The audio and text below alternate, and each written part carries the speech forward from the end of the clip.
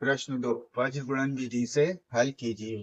भाग 1 11x plus 7 बटे 22x plus 13 बराबर 6 बटे 7। इस तरह से ये अंश बटे हर के रूप में लिखा हुआ है। बाएं पक्ष में अंश बटे हर के रूप में भिन्न लिखी है, ये लिखी है। दाएं पक्ष में भी इसी तरह से अंश बटे हर के रूप में।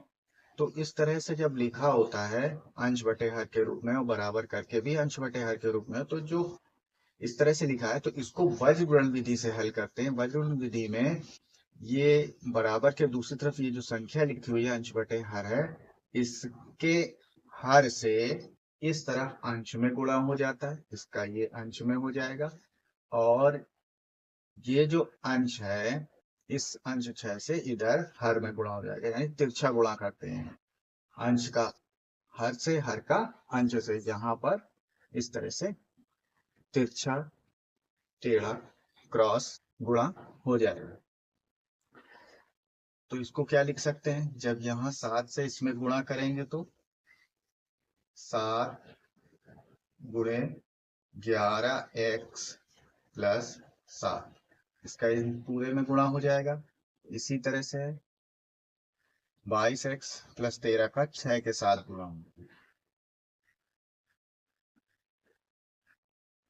इस तरह से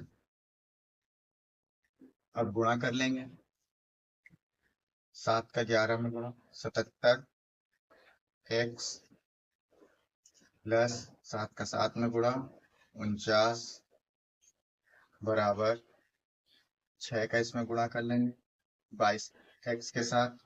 6 का 2 में 6 दूना 12 की 2 हासिल लगेगी, चलो 12 1 13, इस तरह आया 132 x। 6 का ये 13 में गुणा हो जाएगा, फिर 78।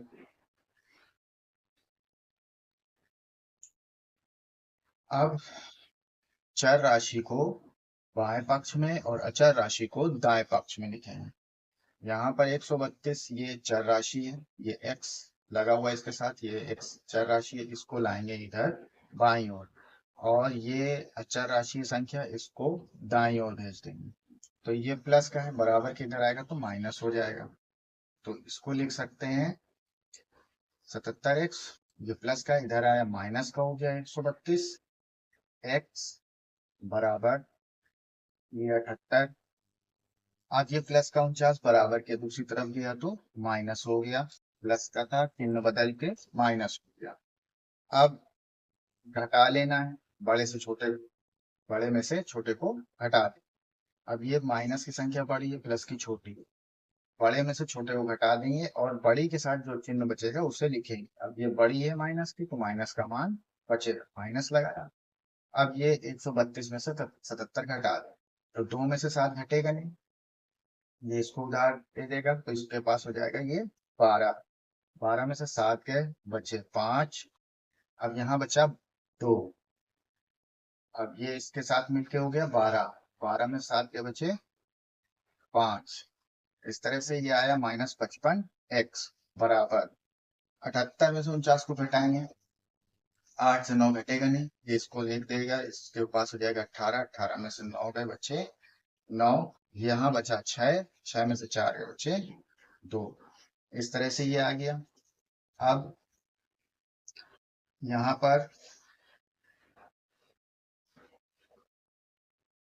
-55 ये x के साथ गुणे में है, ये बराबर के दूसरी तरफ जाएगा तो इसके बटे में भाग में हो जाएगा।